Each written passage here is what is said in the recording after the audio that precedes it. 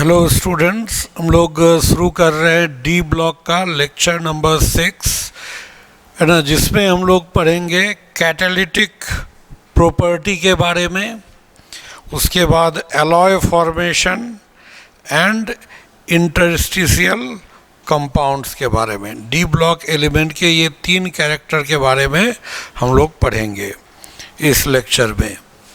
तो ये पेपर तो सबको मिल गया होगा, है ना। तो इसमें देखिए, ट्रांजिशन एलिमेंट का एक इम्पॉर्टेंट कैरेक्टर होता है कि transition elements and their compounds are good catalyst. Transition elements and their compounds are good catalyst. Catalyst के बारे में तो जानते होंगे, है ना। कैटलिस्ट वह केमिकल सब्सटेंस है, वह केमिकल है जिसके उपस्थिति मात्र से रिएक्शन का रेट बढ़ जाता है या घट जाता है, लेकिन रिएक्शन के अंतिम तक में वो अनचेंज रहता है ना। रिएक्शन के अंतिम तक में वो क्या होता है, अनचेंज्ड रहता है, ठीक है।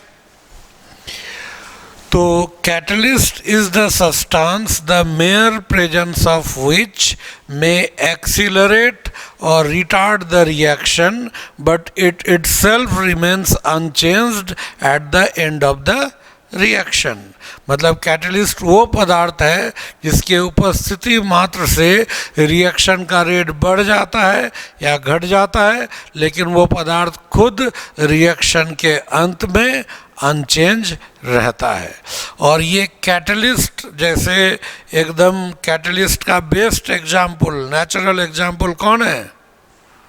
नारद मुनि, है ना। नारद मुनि का, है ना, शास्त्रों में उसका जिक्र होता है वो कि ये इधर का बात उधर बोल दिया, उधर का बात इधर बोल के दोनों को लड़ा दिया। उसको सबसे दोस्ती और सबसे खुद दोस्ती करता है और बाकी सबको लड़ाता है। तो कैटलिस्ट भी वही है, इसको सभी लगभग एलिमेंट के साथ इसका फ्रेंडशिप होता है और ये क्या करता है, दो सब्सटेंस के बीच रिएक्शन कराता है, रिएक्शन के रेट को बढ़ाता है, मैक्सिमम मोस्टली बढ़ाता ही है, कभी कभी घटा भी सकता है। जब घटाता है तो उसको नेगेटिव कैटलिस्ट कहते हैं। और खुद लेकिन रिएक्शन के लास्ट में केमिकली अनचेंज रहता है। तो ये कैटलिस्ट अगर आप देखिएगा स्टडी करके तो 100 कैटलिस्ट में से 90 से ज़्यादा कैटलिस्ट आपको मिलेगा ट्रांजिशन एलिमेंट का, वो डी ब्लॉक का मिलेगा। इसलिए transition elements and their compounds are good catalysts. इसका कुछ एग्जाम्पल है, जैसे V2O5 vanadium pentoxide in contact process जानते हैं ना। इसमें कॉन्टैक्ट प्रोसेस में SO2 को O2 के साथ रिएक्शन करके पहले किस में कन्वर्ट किया जाता है, SO3, और SO3 से फिर इसमें H2SO4 मिलाकर पहले H2S2O7 में कन्वर्ट करते हैं, फिर वहाँ से वाटर मिलाकर इसको H2SO4 बनाते हैं, H2SO4। तो ये सल्फ्यूरिक एसिड बनाने का ये मेथड है कॉन्टैक्ट प्रोसेस। तो ये कॉन्टैक्ट प्रोसेस में इसी रिएक्शन में ये V2O5 एज कैटलिस्ट यूज होता है, ठीक है। दूसरा क्या है, PTO2, इसको हम लोग एडम्स कैटलिस्ट कहते हैं इन हाइड्रोजिनेशन। एल्किन या एल्काइन में हाइड्रोजन अगर जोड़ना है तो वहाँ कैटलिस्ट के रूप में कौन लेते हैं, PTO2 लेते हैं।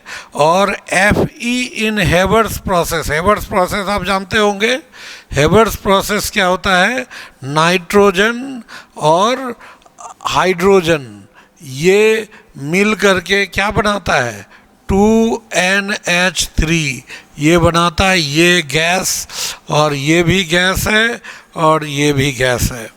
तो ये सब मिल करके अमोनिया बनाता है, फर्टिलाइज़र के रूप में इसका इस्तेमाल होता है, इसीलिए यहाँ पर कैटलिस्ट के रूप में Fe है। उसी तरह से KClO3 का जो डिकम्पोजिशन होता है ये MnO2 के प्रेजेंस में उसका रेट बढ़ जाता है। तो these are the examples of some catalyst. इस तरह से कैटलिस्ट का बहुत लंबा लिस्ट है, हम कुछ एग्जाम्पल आपको दिए।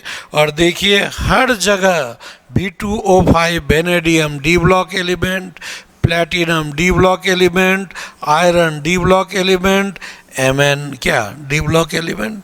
तो डी ब्लॉक एलिमेंट यानी transition element and their compounds are good catalyst. और भी आप जितना भी कैटलिस्ट को देखिए चेक कीजिए, जैसे इस कैटलिस्ट का नाम जानते होंगे R3Al प्लस TiCl4, नाम जानते हैं, इसको कहते हैं ये जाइगलर नाटा कैटलिस्ट,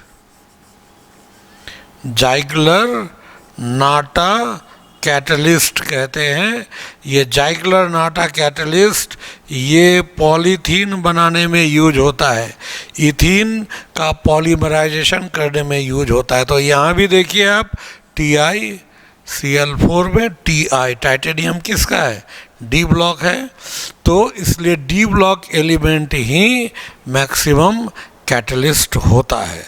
अब क्यों होता है इसका हम लोग एक्सप्लेनेशन हम लोग करेंगे, ठीक है।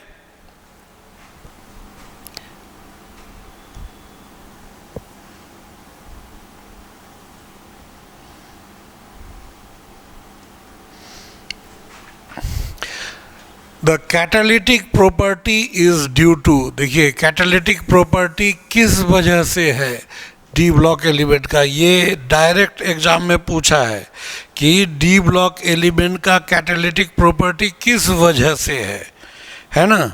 तो इसका कारण है due to its capacity to show variable valency और oxidation state, due to which it can form transition state more easily and hence provide alternative path for the reaction। ये जो D block element variable valency को show करता है, और ये variable valency ही जो element एक से अधिक वैलेंसी, जैसे अभी बताया ना कि नारद मुनि कैटलिस्ट वो क्या जिसके साथ भी जाता है उससे वहाँ दोस्ती कर लेता है ना, सबके साथ दोस्ती करने का उसमें काबिलियत है, सबके साथ मिलने का। उसी तरह डी ब्लॉक एलिमेंट हर तरह के एलिमेंट से जुटकर कंपाउंड बनाता है, हर वैलेंसी से उसको जो चाहिए सारा वैलेंसी अवेलेबल है। उदाहरण के तौर पर मान लीजिए आप शूज़ खरीदने जा रहे हैं दुकान में, है ना, आपने अब वो दुकान में शूज़ का आइटम जो है मॉडल बहुत कम है, और आप जो सोच के गए हमको इस रेंज में अच्छा सा चाहिए, अब रेंज वो है तो आपको अच्छा नहीं लग रहा है, और जो अच्छा है उस रेंज में नहीं आ रहा है तो आपको पसंद नहीं आ रहा है, आप लौट जाएंगे।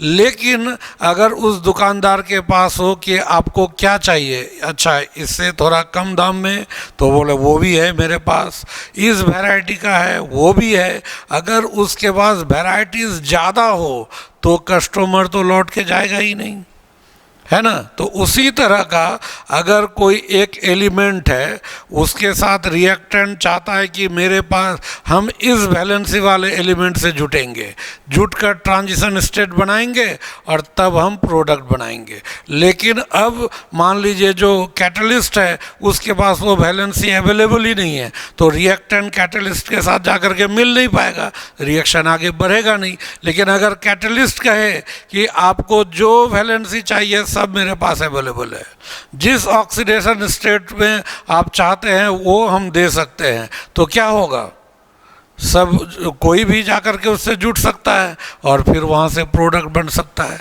इसीलिए मतलब वेरिएबल वैलेंसी एक बहुत बड़ा रीजन है डी ब्लॉक एलिमेंट के कैटालिटिक बिहेवियर शो करने का। ठीक है, आप देखिए कुछ एग्जाम्पल में आपको क्लियर होगा। अल्टरनेटिव पाथ की हम चर्चा कर रहे हैं। अल्टरनेटिव पाथ ये है, जैसे मान लीजिए ये एनर्जी प्रोफाइल डायग्राम है, ये एनर्जी प्रोफाइल डायग्राम है। यहाँ पर हम लोग इस जगह एनर्जी को लिखे हैं और ये इस जगह रिएक्टेंट है और रिएक्टेंट से यहाँ पर बन रहा है प्रोडक्ट। इस स्टेट को आप जानते होंगे ट्रांजिशन स्टेट कहते हैं और ये प्रोडक्ट बना। ये एक एक्सोथर्मिक रिएक्शन है, रिएक्टेंट ऊपर है, प्रोडक्ट नीचे है, इसलिए रिएक्टेंट का एनर्जी ज़्यादा, प्रोडक्ट का कम, तो ये एक्सोथर्मिक रिएक्शन होता है। ये जो चेंज है इसको डेल्टा एच कहते हैं, इंथैल्पी चेंज। और रिएक्टेंट को इस एनर्जी बैरियर, ये यहाँ से यहाँ तक का एनर्जी को थ्रेशोल्ड एनर्जी कहते हैं। इसको हम लोग थ्रेशोल्ड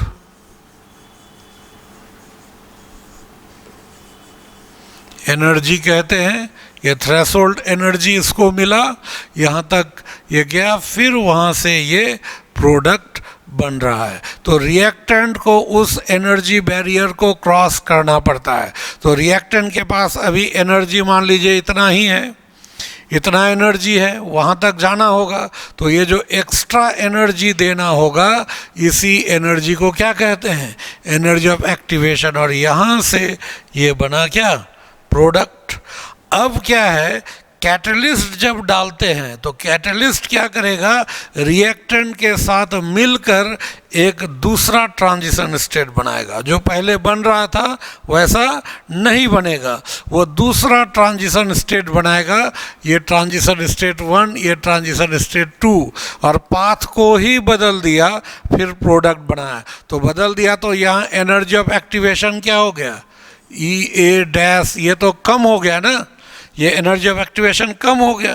तो आप जानते होंगे कि एनर्जी ऑफ एक्टिवेशन कम हो जाने से क्या हो जाता है, रिएक्शन का रेट बढ़ जाता है, क्योंकि rate of reaction energy of activation का इन्वर्स होता है। तो रिएक्शन का रेट यहाँ चेंज हो जाएगा, रेट बढ़ गया, एनर्जी एक्टिवेशन घटा, रिएक्शन का रेट बढ़ गया। ये संभव क्यों हुआ कि कैटलिस्ट रिएक्टेंट के साथ मिल करके एक डिफरेंट ट्रांजिशन स्टेट बनाता है और एक अल्टरनेटिव पाथ प्रोवाइड करता है। ठीक है, तो यहाँ पर अभी फिर ये क्लियर होगा इस तरह से। यहाँ पे देखिए, हम लोग यहाँ पढ़ लेते हैं, रिएक्शन विदाउट कैटलिस्ट। जब कैटलिस्ट नहीं हो तब क्या होगा, पहले रिएक्टेंट है, ये एक्साइटेड स्टेट में जाता है, यानी ट्रांजिशन स्टेट में चला गया, ये R स्टार है, फिर R स्टार इससे यहाँ पर बन गया प्रोडक्ट। ये आपको विदाउट कैटलिस्ट वाला, वो जो अभी हम बताए थे ना, इस तरह से कि ये जो रिएक्टेंट ऐसे, ये इस तरह से, ये विदाउट कैटलिस्ट वाला था।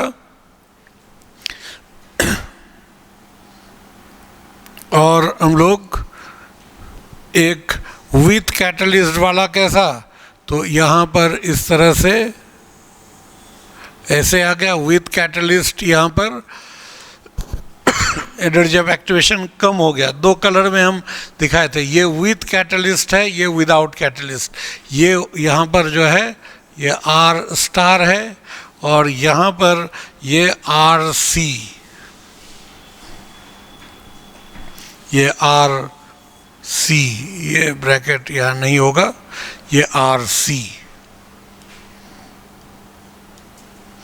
तो यहाँ पर ये रिएक्शन विदाउट कैटलिस्ट, जब कैटलिस्ट नहीं है, रिएक्टेंट खुद से एनर्जी पाकर एक्साइटेड स्टेट में गया और फिर वहाँ से प्रोडक्ट बन गया।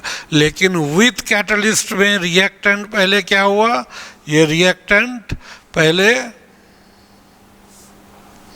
ये कैटलिस्ट के साथ मिला और RC ये एक ट्रांजिशन स्टेट बना दिया डैश, और फिर यहाँ से RC फिर कन्वर्ट हो गया प्रोडक्ट और कैटलिस्ट अलग हो गया।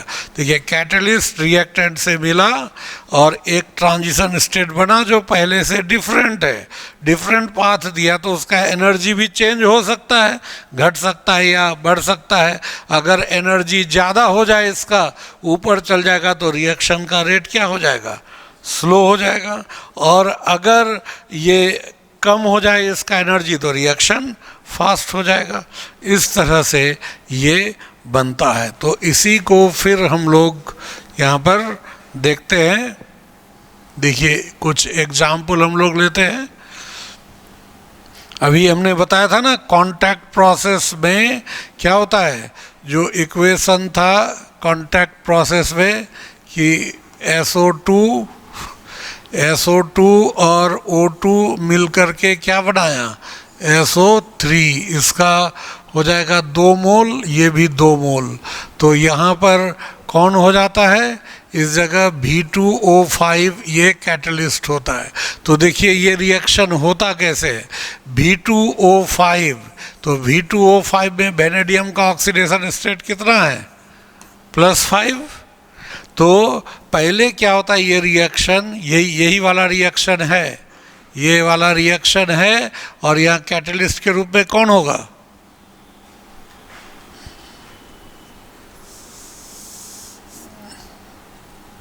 यहीं पर कैटलिस्ट के रूप में V2O5 होता है। तो देखिए ये रिएक्शन होता कैसे है, SO2 पहले V2O5 के साथ रिएक्शन किया, ये अपना एक ऑक्सीजन इसको दिया, और ऑक्सीजन देकर ये V2O4 एक ऑक्सीजन दिया, तो ये SO2 से SO3 बन गया। तो यहाँ वेनेडियम +5 स्टेट से ये किस पे चला गया, +4, बैलेंस ही चेंज हो गया, है ना, ऑक्सीडेशन स्टेट चेंज हो गया, और SO3 फिर ये V2O4 इस ऑक्सीजन को लिया और फिर V2O5 में फिर +4 से ये +5। अब अगर कहता कि मान लीजिए कि वेनेडियम कहता कि नहीं हम +5 से +4 में जा ही नहीं सकते, तो क्या ये रिएक्शन होता, यहाँ पर वो कैटलिस्ट होता? ये रिएक्शन इसलिए हुआ कि वेनेडियम अपना ऑक्सीडेशन स्टेट चेंज कर पा रहा है, इसलिए उसके प्रेजेंस में रिएक्शन हो गया। ठीक है, तो यही कंडीशन है कि कैटलिस्ट डी ब्लॉक का इसलिए होता है कि वो अपना वैलेंसी को चेंज कर सकता है, अपने ऑक्सीडेशन स्टेट को चेंज कर सकता है। ठीक है,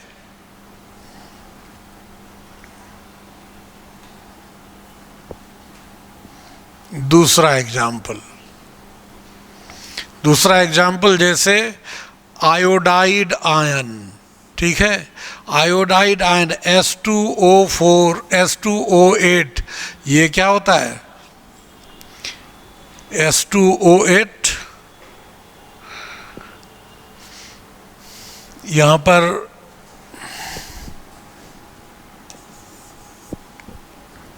S2O8 क्या H2S2O8 क्या होता है, क्या कहते हैं उसको, नहीं बता, ओलियम। H2S2O7 होता है ओलियम, H2S2O8, H2SO5 होता है कारोज एसिड, और H2S2O8 होता है marshals acid, peroxy disulphuric acid, उसी का S2O8 है। और ये आयरन 3 के प्रेजेंस में ये I2 में कन्वर्ट होता है, यानी ये ऑक्सीडाइज हो गया, और यहाँ पर S2O8 यहाँ से SO4 बन गया। तो इस रिएक्शन में क्या होता है, देखिए सबसे पहले ये आयोडीन क्या करता है, आयोडाइड आयन Fe3 से रिएक्ट कर रहा है। Fe3 से रिएक्ट किया, ये अपना इलेक्ट्रॉन इसको दे देगा, एक इलेक्ट्रॉन, तो क्या बनेगा, I पे जो माइनस है चार्ज खत्म, आयोडीन एटम 2 बनेगा, 2 इलेक्ट्रॉन निकालेगा, तो ये तो 2 इलेक्ट्रॉन निकालेगा, एक आयोडीन एक, तो 2 और 2 आयोडीन एटम जुटकर I2 बना लिया और आयरन Fe3 से Fe2 प्लस में चला गया। फिर Fe2 प्लस क्या किया, S2O8 से रिएक्शन किया, अपना इलेक्ट्रॉन फिर इसको दे दिया और इसको दे करके ये इलेक्ट्रॉन गेन किया, इसलिए इसका क्या हो जाएगा, रिडक्शन, और गेन करके फिर आयरन फेरस से फेरिक और ये रिड्यूस होकर किस में हो गया, SO4 डबल माइनस। ये इलेक्ट्रॉन गेन किया इसलिए क्या हो जाएगा, रिडक्शन हुआ इसका, और ये इलेक्ट्रॉन लॉस किया। तो देखिए आयरन पहले 3 से 2 में गया, 2 से फिर 3 में आया, तो अगर आयरन के पास ये कैपेसिटी नहीं होता 3 से 2 में जाने का, तो क्या यहाँ पर वो कैटलिस्ट का काम करता, नहीं करता। तो ये दोनों एग्जाम्पल ये कह रहा है कि कैटलिस्ट में वेरिएबल वैलेंसी, यानी वो जब कैटलिस्ट के पास एक से अधिक वैलेंसी दिखाने की पॉसिबिलिटी होती है तो उसमें कैटलिस्ट की तरह बिहेव करने का चांस काफ़ी बढ़ जाता है। ये कंडीशन हुआ, ठीक है।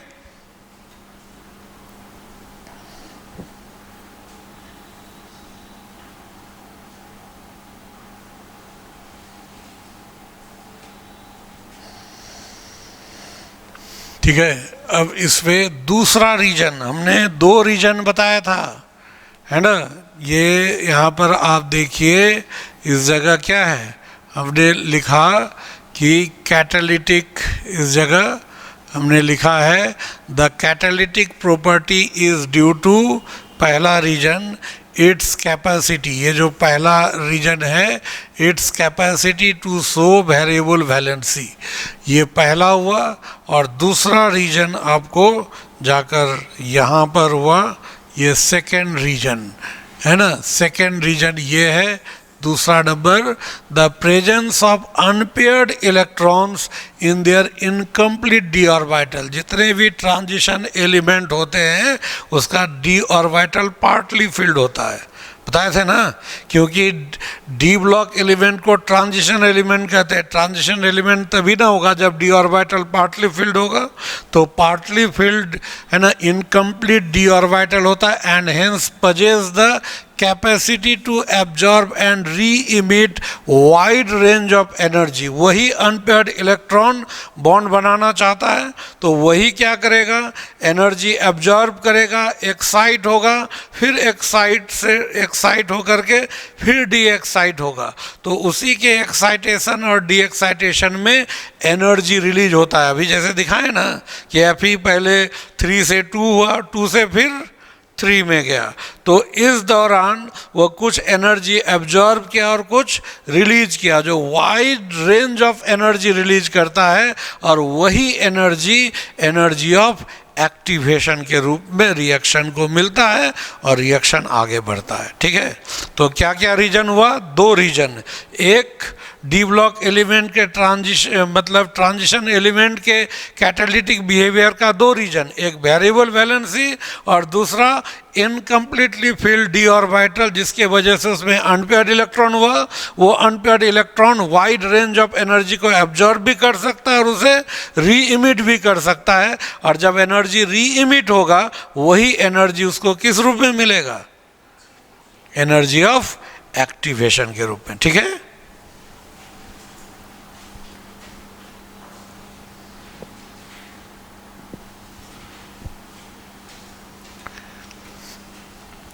अब है नेक्स्ट एलॉय फॉर्मेशन।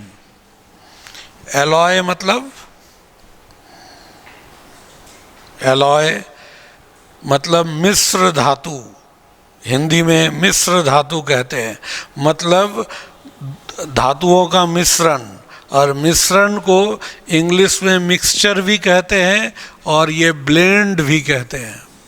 ठीक है, ब्लेंड का मतलब भी क्या होता है, मिक्सचर ही होता है। ये आपके एनसीईआरटी में ये टर्म लिखा हुआ है ब्लेंड, है ना, आप पढ़िएगा तो पहला लाइन में शायद यही होगा। तो एलॉय क्या होता है, N alloy is a blend of metals prepared by mixing the components. Components क्या होता है, मेटल ही होगा, ठीक है। ये बहुत सारे मेटल का मिक्सचर है ना। और कैसा मिक्सचर है, होमोजिनस मिक्सचर, नॉट हेट्रोजिनस। कैसा मिक्सचर, होमोजिनस। होमोजिनस मतलब समझते हैं ना, एकदम एक दूसरे में पूरी तरह से यूनिफॉर्मली मिला हुआ। तो इसलिए क्या हो जाएगा, an alloy is a blend. Blend का मतलब मिक्सचर होता है of metals prepared by mixing the components, and components here are metals. लेकिन साथ साथ में कभी कभी थोड़ा बहुत नॉन मेटल भी आ जाता है, जैसे स्टील, थोड़ा बहुत कार्बन आ जाता है उसमें। कार्बन तो नॉन मेटल है, लेकिन जनरली ये मिक्सचर ऑफ मेटल्स होता है। तो एलॉयज आर द होमोजिनस, है ना, homogeneous solid solution of two or more metals. Homogeneous solution है, होमोजिनस मिक्सचर है दो या दो से अधिक किसका, मेटल का। और कभी कभी थोड़ा बहुत नॉन मेटल्स भी होते हैं, लेकिन कम से कम क्या हो जाएगा उसमें, कम से कम उसमें दो मेटल होंगे, ठीक है। In alloys the atoms of one metals, है ना, atoms of one metal are distributed randomly among the atoms of other.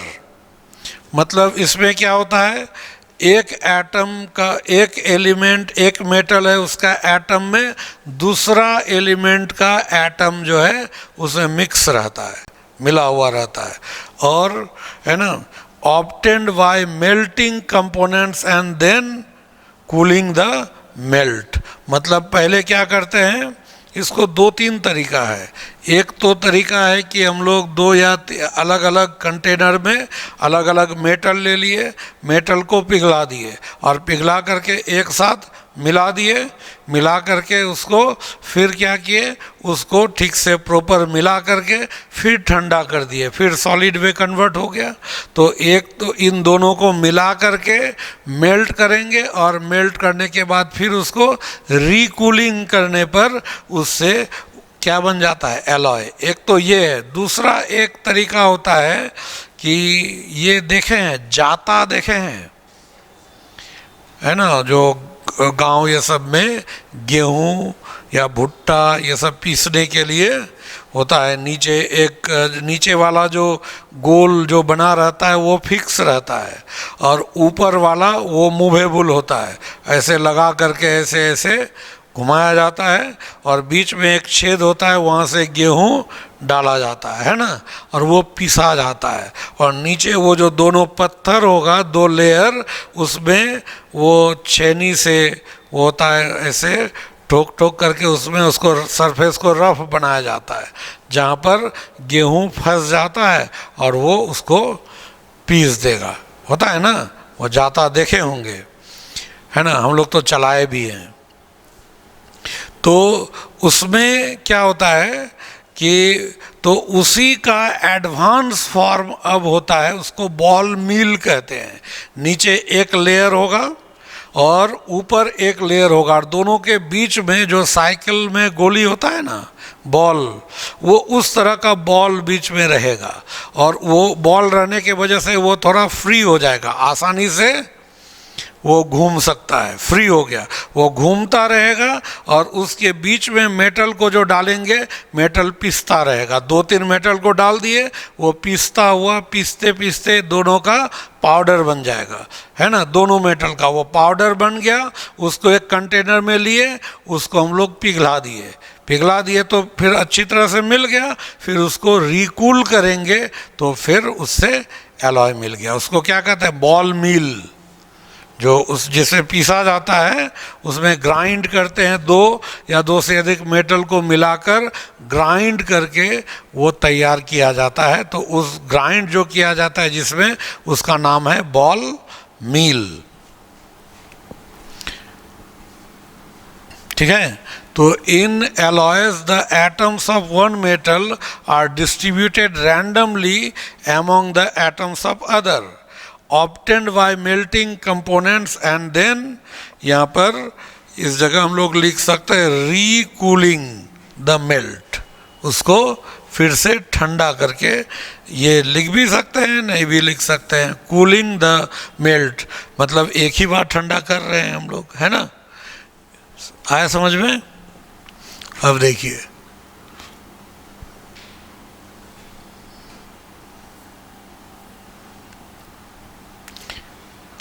यही है एक एग्जाम्पल के रूप में, ये कॉपर है ना और जिंक है ना, कॉपर और जिंक ये दो मेटल है, दोनों को हम लोग उसी तरह से पहले पीस करके पाउडर बना दिए, फिर उसको मेल्ट किए और दोनों को मिला दिए। तो यहाँ तो मेल्ट ऑफ CuN जिंक, फिर उसको ठंडा किए, ठंडा करने पर हमें क्या मिला, ब्रास। ठीक है, ब्रास को क्या कहते हैं हिंदी में, तांबा तो कॉपर हो गया, कांसा और पीतल किसको कहते हैं, पीतल अलग होता है और कांसा अलग होता है ना, पीतल ब्रॉन्ज। तो ये ब्रास, तो यहाँ क्या है, जैसे देखिए ये उसका कंडीशन है कैसे हम लोग एलॉय बनाएंगे। अब transition elements form wide range of alloys due to their property to have comparable size, due to which substitution of atoms become very easy in host crystal lattice by the guest crystal lattice। यहाँ पर host और guest, क्योंकि दो metal है ना कम से कम, ये दोनों में से जिसका अमाउंट ज़्यादा होगा उसको क्या कहेंगे, होस्ट कहेंगे, जिसका अमाउंट कम होगा उसको हम लोग गेस्ट कहेंगे। तो देखिए इसका यहाँ पर आप इसमें देखिए, यहाँ पर है ये डायग्राम, ये जो है ये होस्ट मेटल एटम है। ठीक है, यहाँ समझिए इसको, होस्ट मेटल एटम ये हो गया क्योंकि ज़्यादा परिमाण में है, और ये क्या है, गेस्ट मेटल एटम्स, दोनों अलग अलग है और दोनों को बॉल मिल में लेकर पीसा गया है ना, पीसने के बाद उसको मेल्ट किया गया और फिर मेल्ट करके वो प्रॉपर मिक्स करके फिर ठंडा किया गया। तो मिक्स करने पर ये जो एक साथ था अब तो अलग अलग जगह छितरा जाएगा।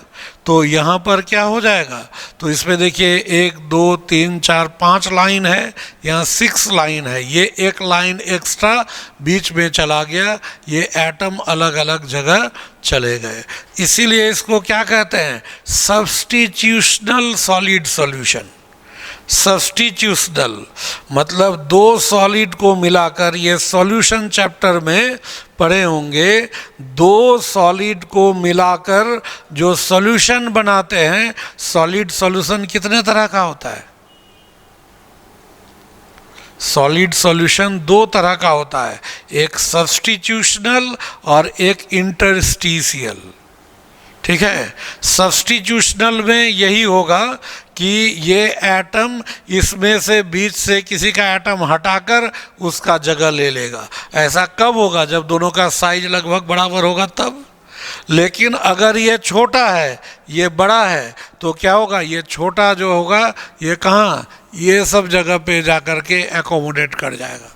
ठीक है, तो जब बीच में खाली जगह पे जाकर के एकोमोडेट करेगा उसको इंटरस्टिशियल कंपाउंड कहते हैं, और जब उसी के साइज का होगा कोई एटम हटाकर उसके जगह पे लिया तो इसको हम लोग कहते हैं क्या, सब्स्टिट्यूशनल सॉलिड सॉल्यूशन। ठीक है, सब्स्टिट्यूशनल और इंटरस्टिशियल दो तरह का होता है सॉलिड सॉल्यूशन। तो जो सब्स्टिट्यूशनल होता है वही एलॉय होता है। ठीक है। इसीलिए याद रखिएगा, केवल वही मेटल आपस में जुटकर एलॉय बनाएंगे जिसके एटम का साइज क्या होगा, कंपेरेबल होगा।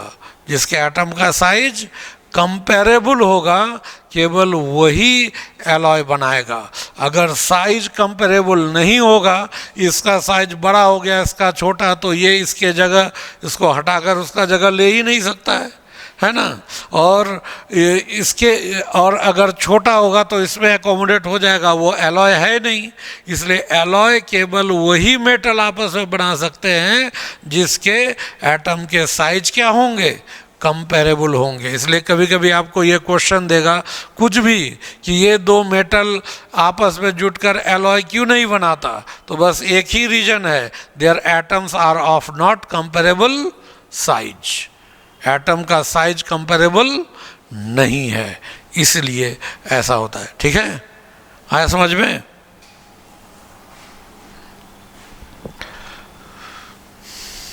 तो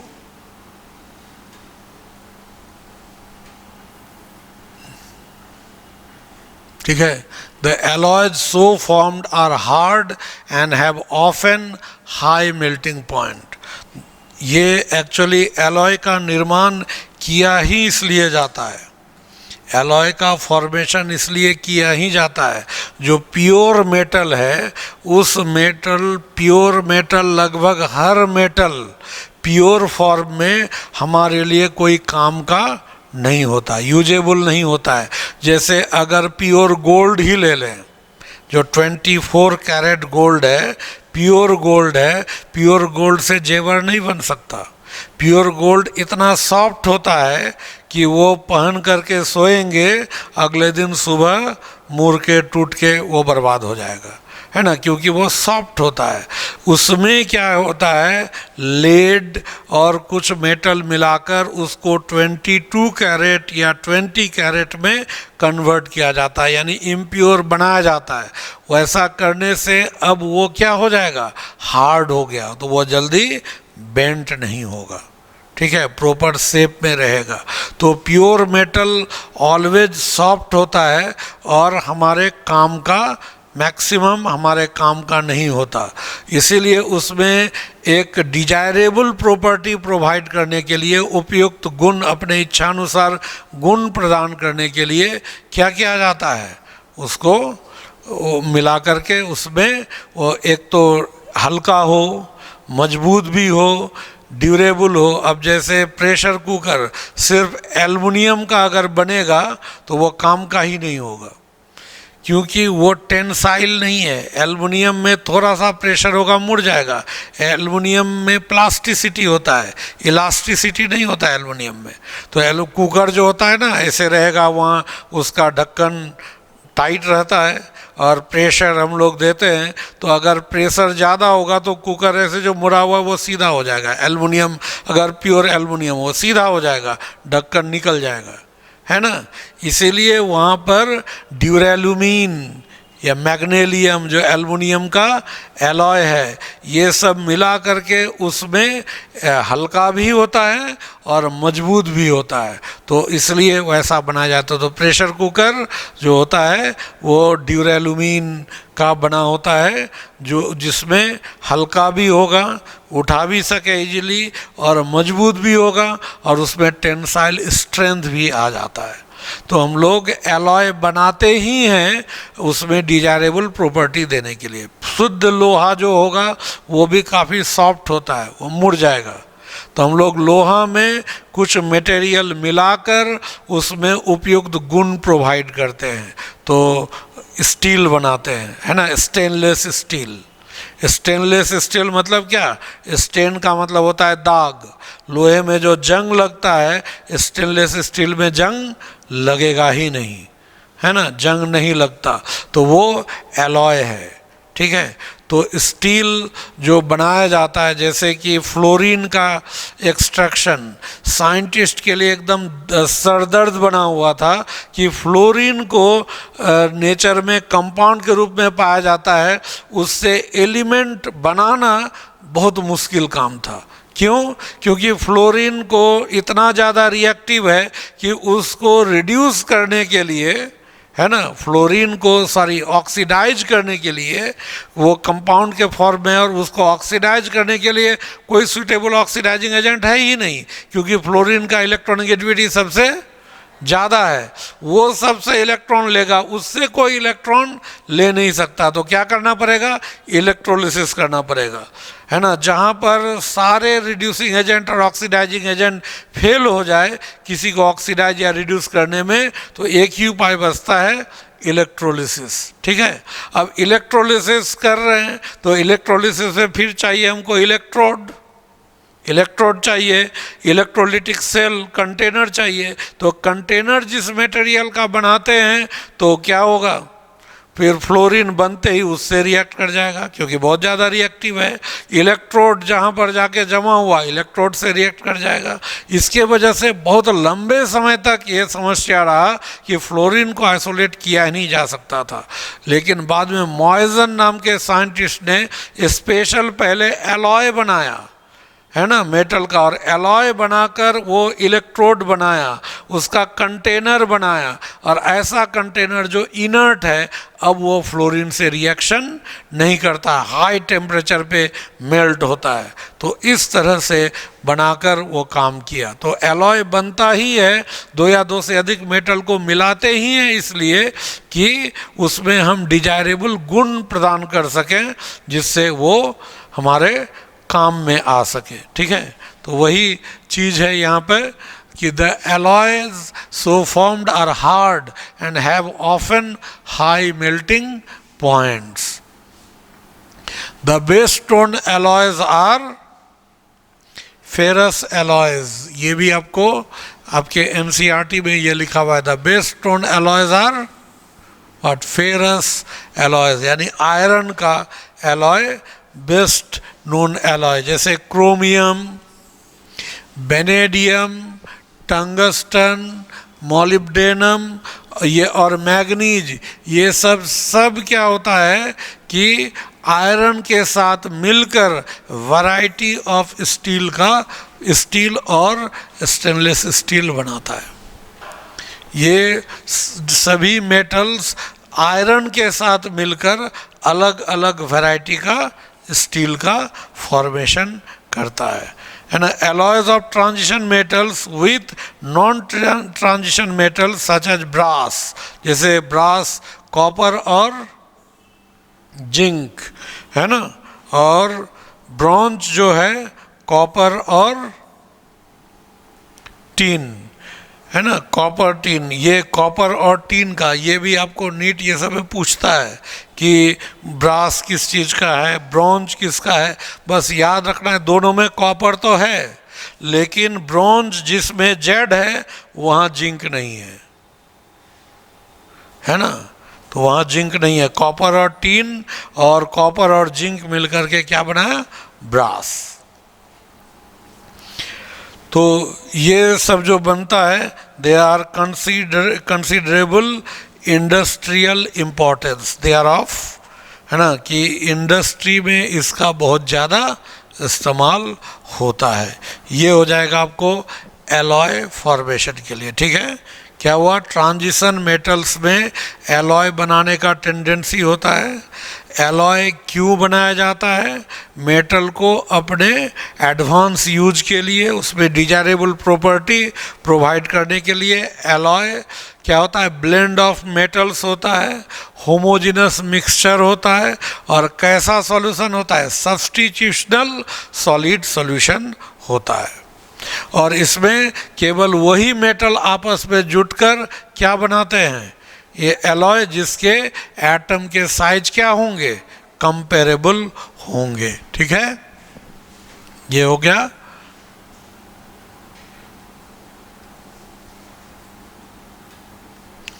अब है उसके बाद इंटरस्टिशियल कंपाउंड्स। इंटरस्टिशियल कंपाउंड क्या होता है, जैसे कोई भी हम लोग मेटल ऐसे लेते हैं, उसके एटम्स अभी बताए थे, तो इस तरह से जैसे मान लीजिए रखेंगे तो क्या होगा, ये सब जो बीच में खाली जगह होगा ये सब को क्या कहते हैं, ये जो होगा इसको कहा जाता है इंटरस्टिशियल साइट्स। और इसी इंटरस्टिशियल साइट्स पे कुछ और एलिमेंट आकर के यहाँ लॉक हो जाता है, वहाँ फंस जाता है, अंदर जाकर लॉक हो जाएगा और तब डेंसिटी तो बढ़ जाएगा। पहले जितना वॉल्यूम था वॉल्यूम तो उतना ही रहेगा, लेकिन बीच में जो खाली जगह था वहाँ भी मटेरियल घुस गया तो वॉल्यूम सेम रह गया, मास बढ़ गया तो डेंसिटी हाई हो जाएगा। इसके वजह से उसके स्ट्रेंथ में बहुत सारा चेंजेज आ जाएंगे, इंटरमोलिकुलर फोर्स बढ़ जाएंगे, तो इस वजह से उसमें कुछ खास कैरेक्टर डेवलप हो जाता है। तो ट्रांजिशन एलिमेंट्स फॉर्म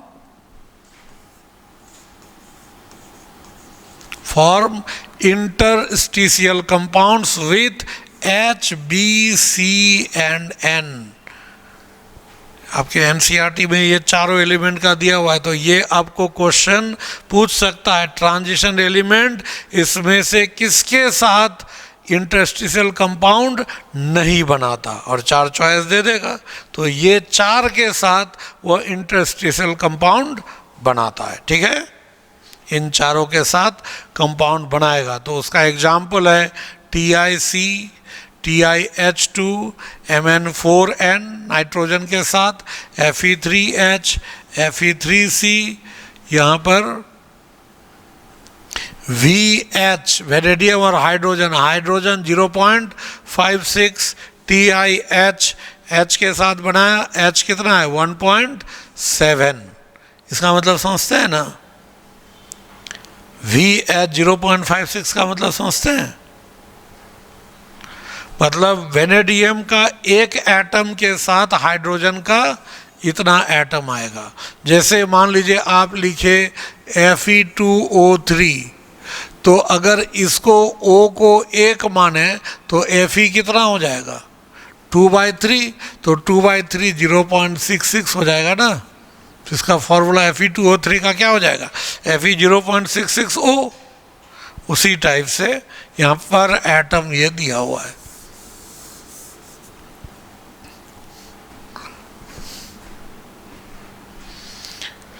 तो ये जो भी फॉर्मूला है, ये कोई भी इसमें क्या होता है, कोई नॉर्मल है ना, ये do not correspond to any normal oxidation state of the metal.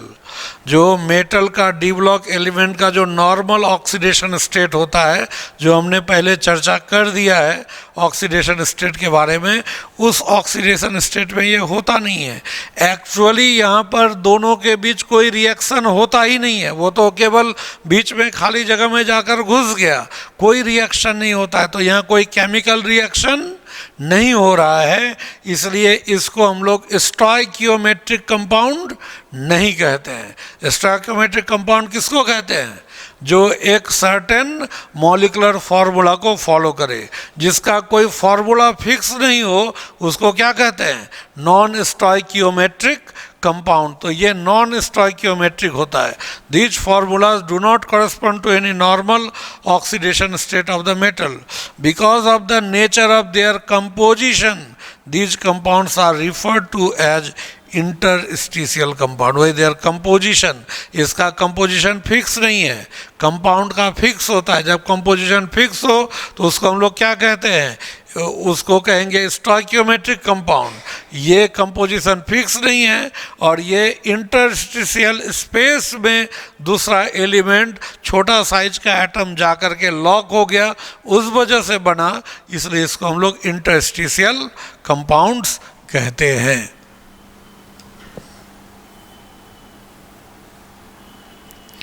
तो interstitial compounds are basically addition product, and H, B, C and N occupy empty spaces.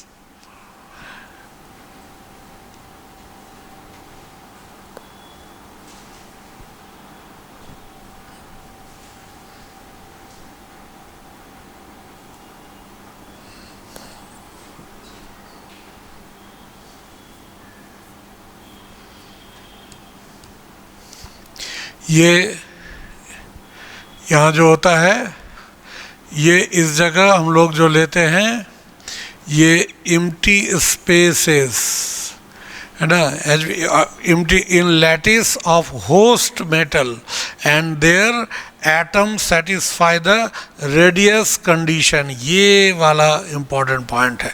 मतलब ये जो इस तरह से जुटा हुआ है, मान लीजिए ऐसे एटम जुटे हुए हैं यहाँ पर, इस तरह से एटम जो होंगे यहाँ पर, ये खाली जगह, तो ये सब में जो स्पेस बनता है, ये सब स्पेस में क्या होगा, ये जो स्पेस होगा, ये सब स्पेस में यहाँ पर एक छोटा सा एटम आकर के इस जगह ऑक्युपाई कर जाता है।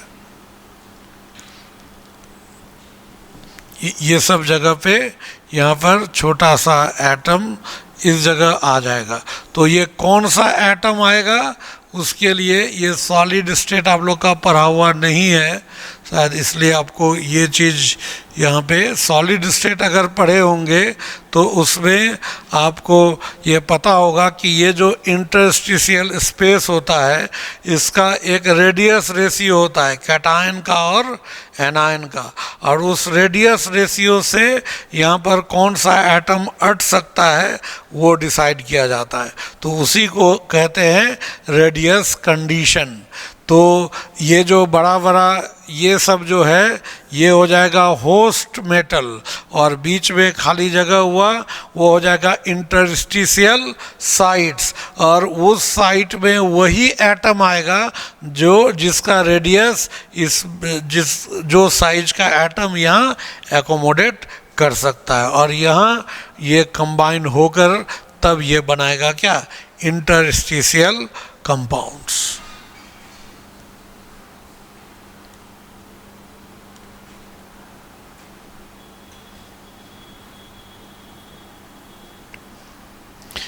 तो यहाँ पर है ये ट्रांजिशन मेटल लैटिस, फिर ये इसी को ट्रांजिशन मेटल का जो लैटिस होगा वो होस्ट होगा, और हाइड्रोजन, बोरॉन, कार्बन और नाइट्रोजन इसमें से कोई भी एक वह गेस्ट एटम होगा, ये उस होस्ट में जाकर एकोमोडेट होगा और उससे बनाएगा इंटरस्टिशियल कंपाउंड।